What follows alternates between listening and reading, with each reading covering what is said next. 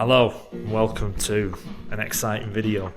So any of you that have seen my review video on the Trek Madone SL6 Gen 8 that I've got, I talked you through the upgrades that I've got, and I also mentioned in there that one upgrade that I did have my eye on that I wanted to get done, I was considering getting done, was the one-piece bar and stem. Anyway, my thoughts got the better of me, and I spoke to Dylan at the store in Manchester, and basically it's been done today, and I'm really excited. I'm excited to see what difference it makes. I've never rode with a one-piece carbon bar and stem before. Those people who I know who have all said that it gives more comfort, better ergonomics, cleans up the cockpit, which we can all see when you see a one-piece bar and stem on a bike. It does look really clean, and also it makes it that little bit more aero, and because it's carbon it also makes the bike a little bit more lighter. So this is the current setup, which is a 40mm bar, alloy bar with a 44, and it is a clean lock and keeps the cables to a minimum, but it ain't no one piece bar and stem, which I think just looks super nice on this bike. And out of interest, I've gone for a 41 on the top and 43 across the top here, so 41 will give me a good feel. When I had a bike fit, he recommended that I have 40 to 41mm wide bars with a 100mm stem, so that's what we've gone for. And yeah, I'm honestly so excited about getting this done and testing it out on the road for that extra comfort. I was just hoping that we could have had them fitted for the thread, but the shop's just been really busy, so if you are considering any kind of upgrades or out like that, come down to the shop and get booked in, and let the boys down here look after you. Right, anyway, yeah, we'll come back to you in a minute when we start stripping this down. Right, so the Madone's in the stand, and we're starting by pulling off the old bar tape. It's been on a while, so it's a bit stubborn, but it doesn't matter, since the old cockpit's coming off anyway. I'm helping Paddy where I can, because I want to pick up a few tips. We're cutting the brake hoses close to the levers, so with a bit of luck we won't need to run new ones. And because the levers are wireless, it's just a case of unbolting them ready for the new RSL bars. So, just to show you is the weight saving, it's a massive one. So these are the old bar and stem, and there's this as well, so I'll just show you what it weighs. So all in, that's 499 grams. So we'll tear that. Look at this, big weight savings. 174 gram weight saving there. But there's more to the story than that. It's just look at it. It just looks sick. Right, let the time lapse continue with some nice music. With the old bar and stem off, it was time to start fitting the new bars. First job, fresh headset bearings. Before we popped them in, I gave the headset cup area a good clean to make sure there was no grime or old grease kicking about in there. With that done, the new bearings slotted in nicely, and we were ready to move on.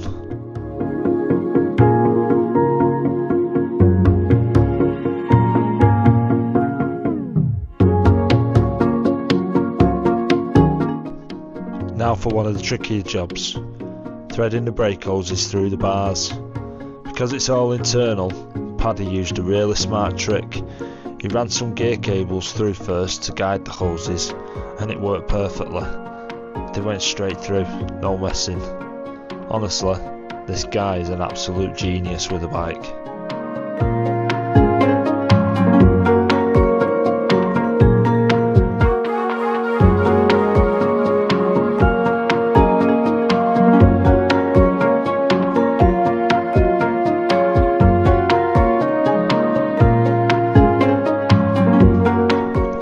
Then it was time to fit the new barbs and olive.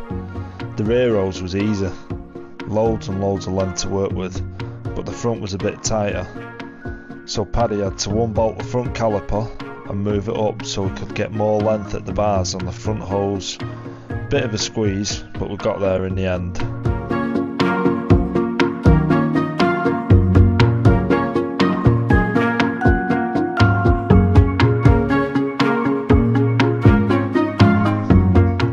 now, steerer next. So we used the maximum number of spacers on the steerer tube, so I've got the same upright position I had before.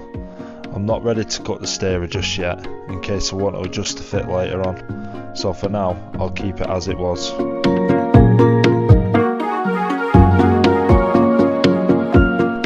Right, lever time. Since they're wireless, because I've got a Di2 system, it's just a case of bolting them on and connecting the hoses. Then once we'd dialed in the lever angle, Paddy did a quick bleed at the lever to clear any air from where we'd disconnected things. Then the brakes felt spot on.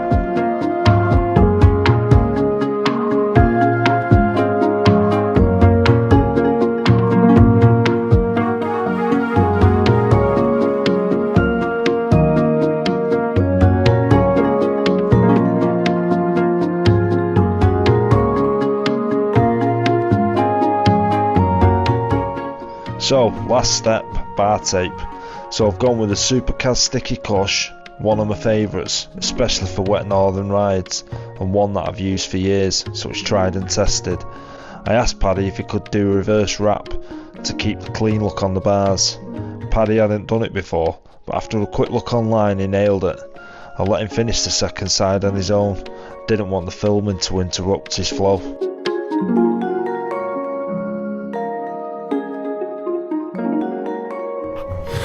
Well, it's all done, and this is the finished product. Honestly, Paddy's done an absolute superb job on this. So we put Supercaz bar tape on, and it's the first time he's done this. He's done a reverse wrap on there, on the handlebar tape, which I just think looks really nice. And there's also, we've gone for the K-Edge Garmin mount, which when I get home I'm going to put on my Garmin front light. I should have brought it with me today, but I'm an idiot. But yeah, really impressed with it. I cannot wait to get out on the road and give it a go. I'm going to ride home with it now, which I'm not going to film, but then I'm going out, which will be in the next scene. I'm going to film something. I'm going out with Aki Bird on the bike, who you'll have seen in my last video, the Fred Whitten, which at this point is still not edited, but it's almost there.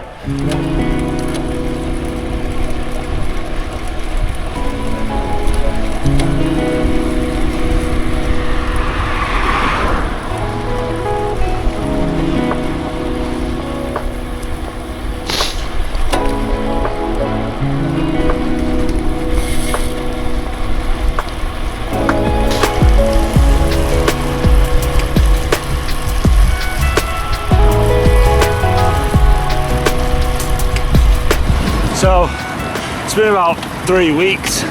I did go for a ride with Aka and I did film a segment, but the weather was shocking. Real bad winds, raining, yeah, so I didn't get to film much. But I thought now it's been 3 weeks, so I thought I've been editing the video and I did edit the end, but I feel like I did a disservice to the bars by only speaking about them after 20-30 mile, which I thought they were great, still do. But yeah, I've done quite a few more miles on them now, so I'm just going to get here and get pulled over, and I'll tell you my thoughts on the bars. I've changed one thing since I got these, and I've gone for the Trek Ion 200 light, which I think is absolutely brilliant for summer daylight rides. I won't be using it over winter. I'll jump back on the Garmin. I'll save all that for another video.